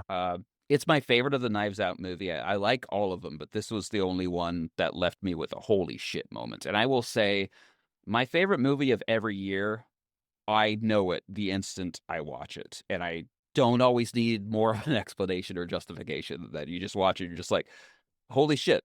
And I had watched it on a laptop on like a travel job or anything. I didn't even get like a great moment for it. I watched it in Honduras just on my laptop. And I was just absolutely floored the entire movie. I also think it's Craig's best work in that franchise. I had a lot of fun with it. I think Rian Johnson is definitely like in his wheelhouse with it. That stuff that you were talking about with the way the storytelling visually he's just firing on all cylinders. The mausoleum stuff and like the way that he's handling the pacing of the discovery is so fun. And it's a type of genre that I think I don't know if I'm programmed to like, even though it is cozy. Murder mystery? Yeah. It's not a genre that I reach for necessarily, but I think that he handles it in such a charming manner that I'm going to check in every time he does one of these. They're always a reliable good time. I hope he keeps making them. Yeah, I would like Rian Johnson to also make other movies. But Sure, like, yeah, if yeah. we get one of these every 5 years instead of every 2 years or whatever the actual Mhm. number's been, like, I guess it's maybe been every 5 years. I'll tune in for Brick 2. Maybe every It's 10 coming. years, yeah. I just would like him to make more Just things kidding. in between Brick 2. Yeah, we don't need a Brick 2. Cool. Adam, Adam, anything to thoughts? say on? Yeah, I think you mentioned it. Yeah, I think this is like my least favorite of like the mysteries, but my favorite of just like the emotional arc. Like I love Josh O'Connor in Valid. this, and yeah, same. I'm also not like a religious person, but this movie makes such a good case for the virtue of a good church and having Mhm. that community and having a good spiritual leader at your side. And but it's not just trying to make like propaganda for like yay religion. It's, I mean, it's very critical and really shows Yeah. the flip side of like how just like a shitty pastor can just kind of poison like a whole community, and how Yeah. when faith is corrupted, it can really just turn people who just need a little bit of guidance into, you know, villains. I really think, yeah, there's a lot to chew on in the movie, even if it is, I think, a little too long, and um not all of it works for me. I don't like that they specifically call out Netflix in a movie released by Netflix. I don't know why Fair. Ryan Johnson thought they needed to do that, but it is a movie I really enjoy. I think I saw it multiple times in theaters, and yeah, just really enjoyed it. And yeah, same. I'd be happy if Ryan made like another 12 of these before he died, you know. But also, yeah, make other movies, maybe too. Yeah, that's fair. We're all rooting for you, bud. Maybe like, you know, I didn't even hate your Star Wars, but I don't think they deserved you. Is the truth of the matter. For my number one, if you're driving around LA, you see a lot of for your consideration signs. And there's some, you know, good movies with those billboards up. But there's one that happens to have a flower pot covering what probably would be the OR in for your consideration, and so it kind of funnily reads F your consideration. And that's because that movie was not nominated for Best Picture, probably because of some scab allegations that I'm not going to get into, but Maybe because of all the murder. but No Other Choice is a really, really good time. That was my favorite movie of the year. That's I your think. favorite movie of the year. I redid my top 5. It was always in the top 5, but I think given thought, it is my favorite movie of the year. It shares a lot in common with Parasite, which is kind of funny that South Koreans just seem to have a lock on the sociopolitical comedy, drama, violence about capitalism. And I think it's just something that like I'm endlessly interested by. It's really interesting following these people make these horrible decisions but still kind of be charming. And I mean, this is a movie about papermen who are in an industry that is changing and shrinking and resorting to violence and murder in order to just get a job to maintain the place they live in, the relationships they have, and their way of life as it is disappearing. And I think that like we are all in extremely uncertain times, especially us in the film industry. It's been really, really weird and scary. And it does feel like there are only a certain amount of spots, and it is weird to, you know, I'm always someone who like prides myself on supporting other people who do what I do. I have like a great network of extremely talented people that like I appreciate their work. I love seeing them and like shouting from the rooftops when they do something great because so many of them are capable of it. But it does feel like there's not that many jobs, and it is scary. And to watch that kind of like this person who, you know, it feels like he wants to have beers with all these people, but he's also going on a killing spree, and it's just a wonderful twisted tale. I think it's also really interesting just to point out that this is based on an American book written and set in America. And it was in its adaptation into a screenplay made into a Korean film. Originally, the director was going to do this film in English and set in America.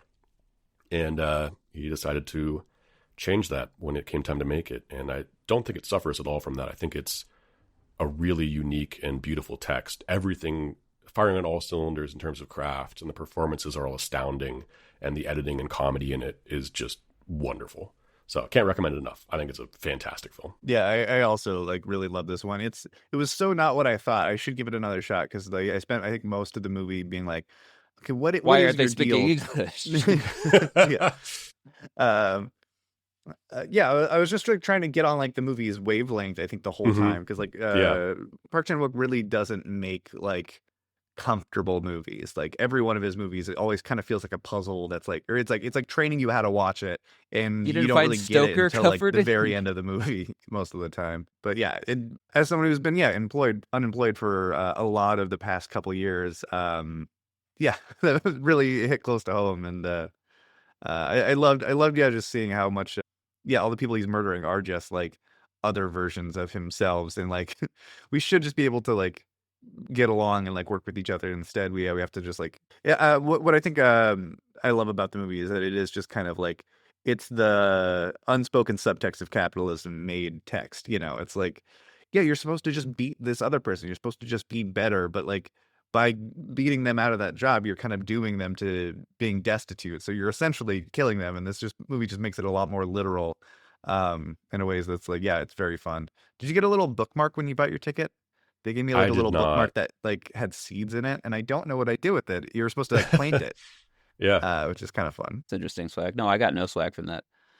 Yeah, no, I mean, I think bluntly, one of the reasons Korea is so good at making this type of film is it's another capitalist society with maybe an even Yeah. worse work-life balance than the Yeah. hmm US, which is not a Saying something. compliment. Yeah, No. there's Yeah. not too many places that are somehow worse at this than we are. Um, but if I may completely agree with what Gavin's really saying, why not crime? Every day we inch closer to why not crime? We Yeah. see more I, movies like that every year. Why not crime? let You're me ask you guys saying a question. 101 crime. How would you 101 guys crime. feel about Crime an 101. American remake of No Other Choice? Because it does feel like so topical to America, and I wonder, not by Park Chan Wook, but if you took like this story and you Isn't let that How to like, Make a Killing?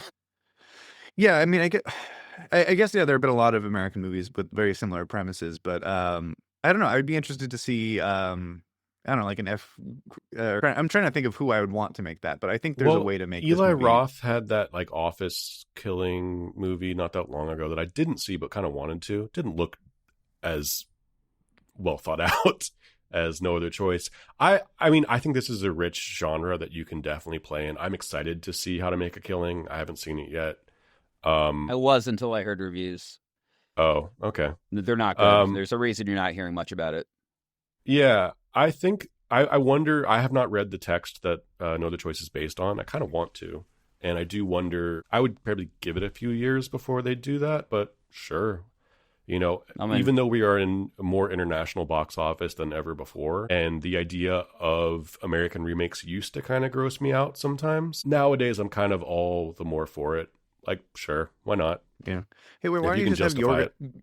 Let's just have Yorgos make it in like 2 years, because he just did that with Begonia. what if So he just does that? Yeah. He just remakes Korean films. Yeah, we did. Yeah, Korean black Begonia. comedies. Yeah, sure. I'm in favor if there's a reason to like translate the cultural aspect of If the they've got film. something else to say, Yeah. I think is Because there's a part lot it. of foreign remakes of American films that I love because they just go ham with it. It's Yeah, less and so like, the other way around. But where's our Parasite HBO show? That's been threatened to me for like 4 years. well, when we remade Old Boy, it went really well, and everyone liked Yeah, it. yeah. Yeah, there's Same not. with There's definitely more misses than hits, but there are some hits. All right, so is that me then? It's my number one. belief. So. Yeah, I wasn't about to just forget and skip you. What's your Okay, number one, Adam? No, I just didn't know if anyone had more to say about No Other Choice, but just like a movie you could talk a lot about No Yeah. Other Choice. But yeah, my number one, and I'm so sorry, Gavin. It's 28 years later. I think I mentioned this. Hey, I've you said know. enough about this Number one. movie on this podcast, but it really like it's the movie that sticks with me the most, because it was just a good mixture of like, it's like if you took like the fun thrill of Weapons, and like the heart Sorry. and kind of emotionality of Life of Chuck, and kind of put them into Uh-huh. one movie. It's 28 years later, which is a movie that was just made me feel alive, like filmically, like it's taking so many risks with the way it's put together. I know you talked about that. We don't need to rehash it, No, I'm but glad then you it just liked makes it. me. It was just so emotionally satisfying to me. In addition to also just being like one of the most visually creative movies I saw of 2025. So yeah, 20 years later, my number one. I've talked enough about it, so I'll keep it brief. But yeah, I would say that's there. And, I could probably swap that out. I mean, I'm not really a top 10 list kind of You guy because swap I out your feel like, number one.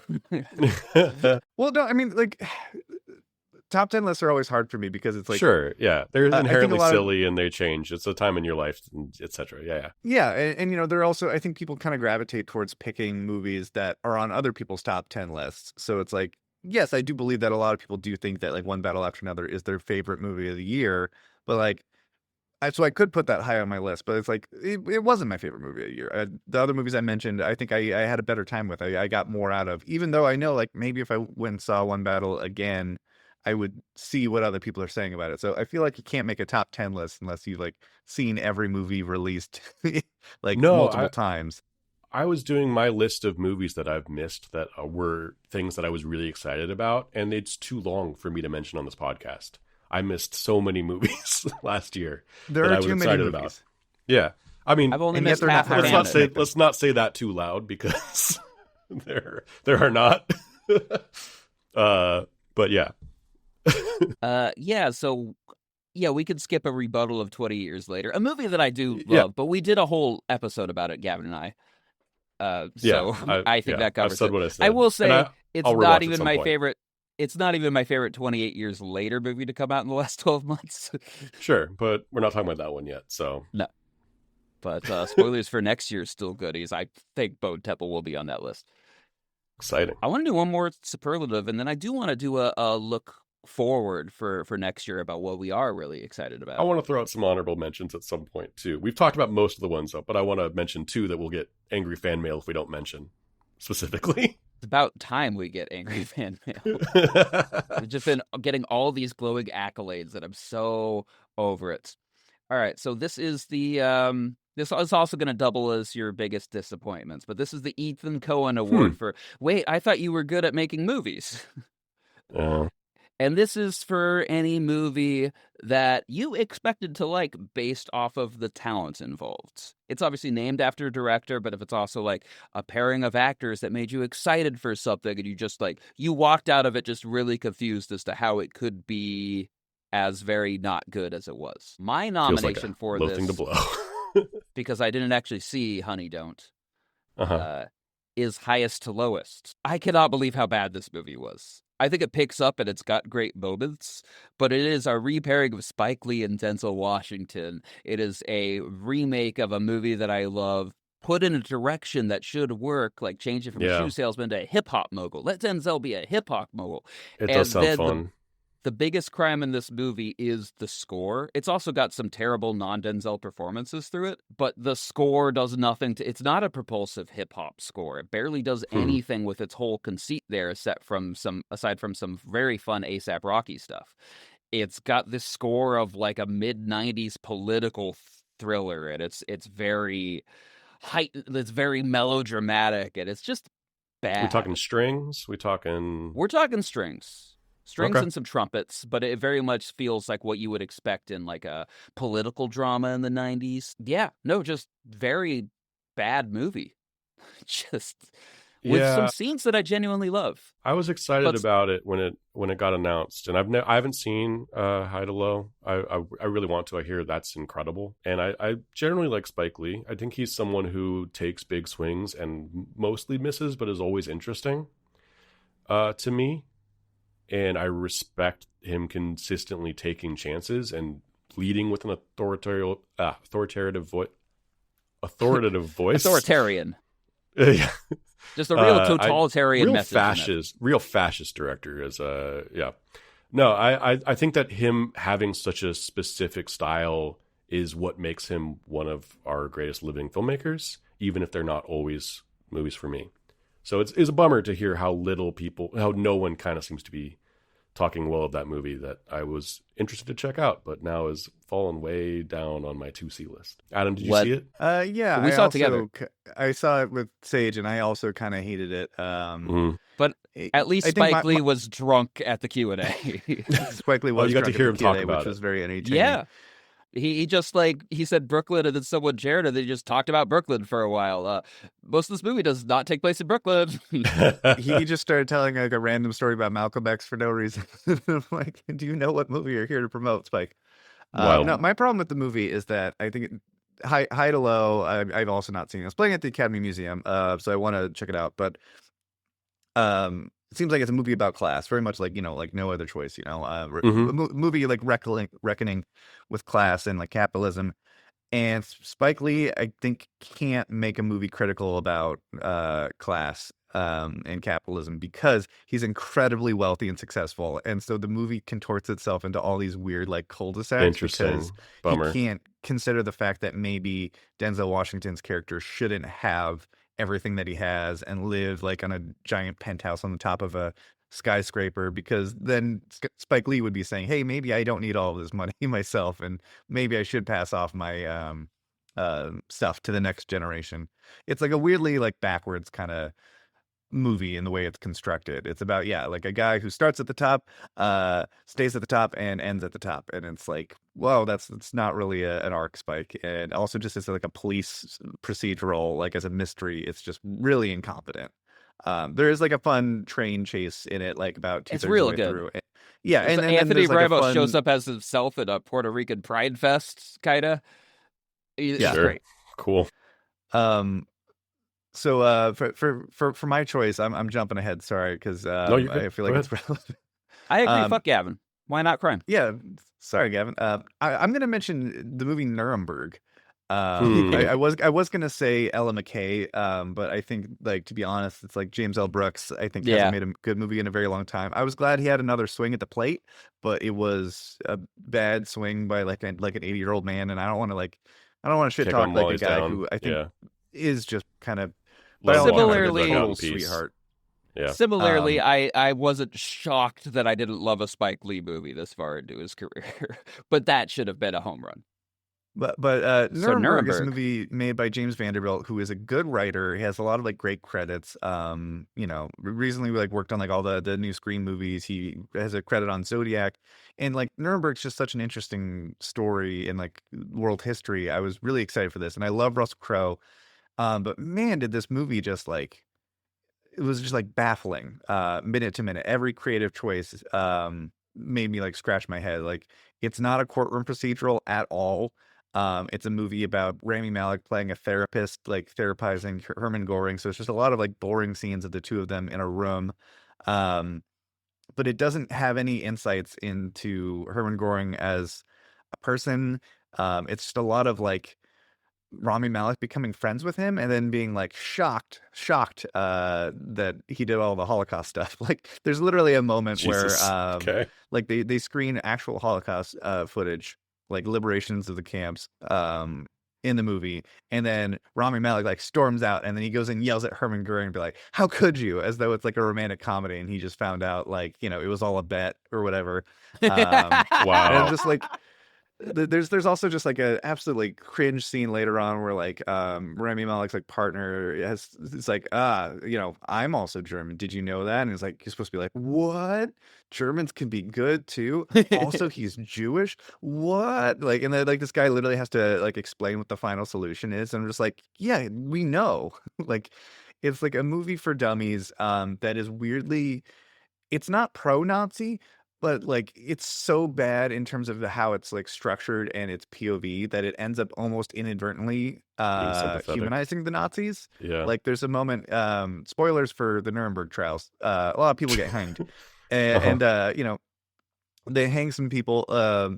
It's like whatever you choose to film, I think tells a lot as like a filmmaker. And they filmed this scene of like bringing like one of, not Goring, but one of the other Nazis like to the gallows.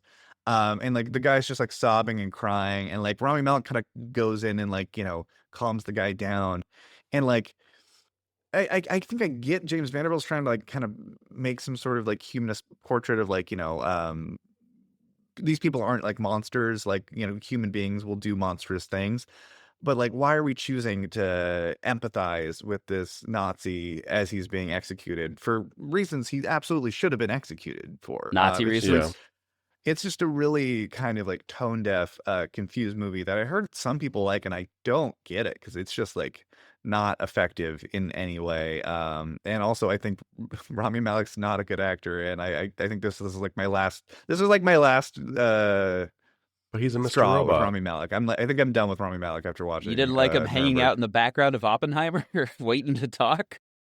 Yeah, I think he's got like one mode. Also, he's so miscast in Nuremberg because he's supposed to be like this cocky, like hotshot, like American kind of guy, and like Oh, you know, that's like not cool Rami guy. Malek. And Rami Malek just can't play cool and relaxed. He's just like always like plays like weird freaks and like That is true. yeah, I really did not like Nuremberg at all.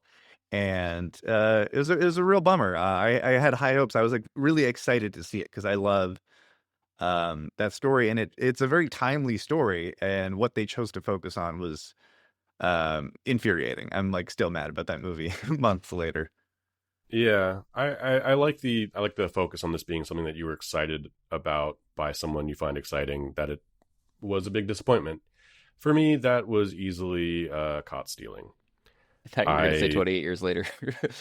No, I mean that was big for me too, but like I don't know. For me, I was honestly really, really excited about Caught Stealing. It seemed like my kind of movie specifically too. I love me a little crime comedy. Dark comedies, love it. And Darren Aronofsky is someone who maybe hasn't done many comedies, so maybe that was part of the difficulty of it. It just movie lacked a lot of charm. I loved Mother. I think Mother's hilarious. You're right. I think Mother is great. I think Mother's fantastic. Mother, Black Swan, The Wrestler, No, it's Requiem for a good. Dream I'm even has a questioning lot comedy. of terrifying. There's a fine line between like terror and comedy, and I think that he rides a very interesting version of it. And Caught Stealing was uninteresting. Had a good cat. That cat's not like it. I'm only disappointed in Caught Stealing because it's Darren Aronofsky. I think if that was just a movie made by someone I didn't know or wasn't one of my favorite directors, but yeah, it didn't feel like it was like any of his strengths added to it. It's a real like, why are you doing this? It's not like your career's in the doldrums and you like your last movie got like the Best Actor award. Yeah, but I mean, the last thing he put out, like, is really, everyone's so excited about his Revolutionary War miniseries on YouTube. Yeah, like, okay. All right. I don't even want to just really talk at the about top that. of his game creatively. Can I ask you, do they play the song "Caught Stealing," the Jane's Addiction song? Not that I know of, but I wouldn't know that song. Which it does take place in the 90s. Have you seen the movie, Adam? No, but it doesn't play in the trailer is not set to the song "Caught Stealing." It's played to "Should I Stay or Should I Go?" And I was like, nope, I don't think we it. need more trailers just set to the name of the movie as a song. I think that's a thing that needs to die. Yeah, I think that the Clash's energy was not there either. So false advertising. Plus, Should I Stay or Should I Go is just probably one of the easiest ones to make an interesting trailer cut to because of the rhythm of good it. Beat. Yeah. Good BPM. Solid. Those guitars, those voices, that band. And I decided I should stay at home and not go to the theater. And you made the correct decision. Oh, are we doing that? More like one seed after another, am I right? I do have one last superlative that I forgot about. Sure, go for it. So I know we had an above average amount of doppelganger movies where a person is giving multiple performances. We had Mickey 17 starting out the year, The Monkey, Sinners, Predator Badlands, Superman, Secret Agent, and that's before you get like tricky with the list. Mm-hmm. For instance, also The Cat from Secret Agent, great dual performance. He's got two faces. Adam, did you know that movie has a cat that has two heads in it? You told me about that, which does not need to be in the movie. Glad it is. Nothing can prepare you for how weird Secret Agent is. I guess me saying that would. Okay. So, do you have a best dual performance or anything that I forgot?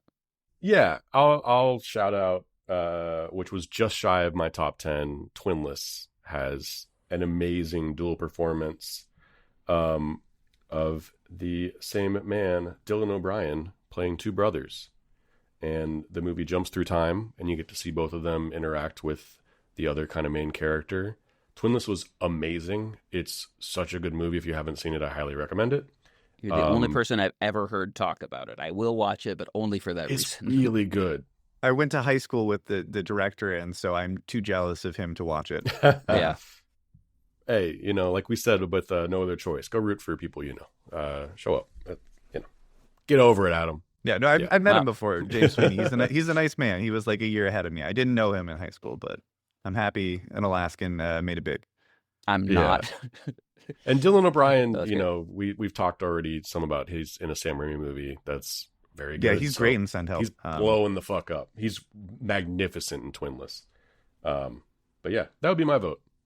I think Sinners is great too. We haven't talked. I feel like that was one of those movies this that has we been, this has didn't been a talk lot about of feel like three white this- guys not talking about Sinners on This this episode sounds Yeah, like yeah. we didn't like Sinners. We did. It's I in have my top notes. 10. I wanted to shout out. Yeah, it's in my But top I think 10. it's for a movie of that scale. I'm surprised it's not more compromised. Like, I think Yeah. that sort of money just comes with a lot of dumb choices and studio notes, and Ryan Coogler got to avoid a lot of that. And what a Whoever what a his phenomenal movie. agent is doing a killer job. I really, happy for that deal that he got. He's killing it. Yeah, let's do more. I think let Ryan for do whatever he wants. for my dual role, I think I got to give it up to Elle Fanning in Predator Badlands. So good. Yeah. 'cause, you know, incredible. That's like, I mean, she did get nominated this year for sentimental. It's weird, yeah. She got nominated for Sentimental Value, but she's so good in Predator Badlands. Yeah. In If a I was role that ranking could be those very two annoying. against each other, I would definitely give it to Badlands. Her. Yeah. Oh, there's a rat in my walls. That's fun. Superman, I had just actually heard a bunch forgotten of about. scurrying. I just didn't like Mickey 17 enough to let the performances carry over. Doesn't I'm going to give it quite to the stick monkey, landing. specifically Theo James's mullet as one of the characters of the monkey. Yeah, I do feel like he's doing a great job in that movie, but I think the wardrobe is doing more of the heavy lifting than his performance, to be honest. And that's fine. Those short shorts, you know? Yeah. Well, you know who had really short shorts in a dual performance? Elle Fanning in Predator Badlands. What are we? Because she didn't have legs. Yeah. Thank you. What are we looking forward to this year? Death. Sweet release of Death. From cinema. Gotcha.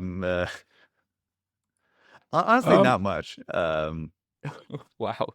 I'm sure there are going to I'm be great movies this year. There's just nothing that I'm really like excited for. so excited just with how the year's already started. I've basically already got a top 10 list like this year from the movies I've seen. And even the worst movies have been like, oh, that's pretty good. But just a lot of bangers, especially for March. Like, this is the period of the year that usually doesn't have too many good movies unless they're like late entries into award seasons. But there's been a lot this year that I'm already very happy and very thrilled by. Nirvana, the show, the movie, Bone Temple. That's so good. Those will be in my top 10. Those will probably be in my top 5 at the end of the year. Send Help, Sam Raimi coming out the gate with a violent comedy. Very, very happy about that. And I'm really excited for the thing I'm excited for is Ready or Not 2 and basically the exact same movie coming out within a week of each other, which is called They Will Kill You or something, with Zazie Beetz. I'm excited for both of them. I don't mind seeing. And then are the Beatles movies this year or is that next year? Who knows? I think those start in 27 and they're I don't know why that's happening. It's going to No, tie I think up they're all some of coming our out the best same actors. week, which is silly. No, they're not coming that's out what, the same That's what week. I've been told. They're all I coming would out the same believe week. after week or something, but like that's Nope, just same week. It's dumb. It's a bad idea. hell wants it. But I'm excited to see them. I am excited. Spielberg's got a new movie, Disclosure Day. Disclosure which, Day? You know, the trailer didn't do much for me, but it's Spielberg. terrible. Hey, the trailer. I think that's a wild take. It looks like I think it looks nothing. really bad. I'm so excited for It wasn't a Spielberg great in general, trailer. but it's pretty bad. Uh, But yeah, those are the two I'm most excited for. Sorry. I'm going to I'm go with excited to see how much of not. Sorry, I cut you off, Sage. No, I'm going to ahead. go with whatever Adam says because I believe in him completely. Well, I was gonna say Avengers Doomsday. I'm just excited to have everyone show up to the theater and it's just Kevin Feige like pulling his hair and be like, "I'm so sorry, guys. We couldn't. we didn't figure it out. We thought we could make a movie, but we there were too There's many just people." Still green screen uncorrected in the movie. Yeah, I'm just pretty excited excited. to watch the most unfinished mess. The same way I felt about the end of Stranger Things. Like, I'm excited to never have to check in with these movies and these characters again. So happy to be done with those kids. I'm glad to never. I think there's a very good chance that after Doomsday, or more accurately after Secret Wars, I never watch another MCU movie. Interesting. A movie that Gavin and I already watched. Don't know if I'm even technically supposed to be able to talk about it, but Obsession has a release date. This is a very fun horror movie. It's very good.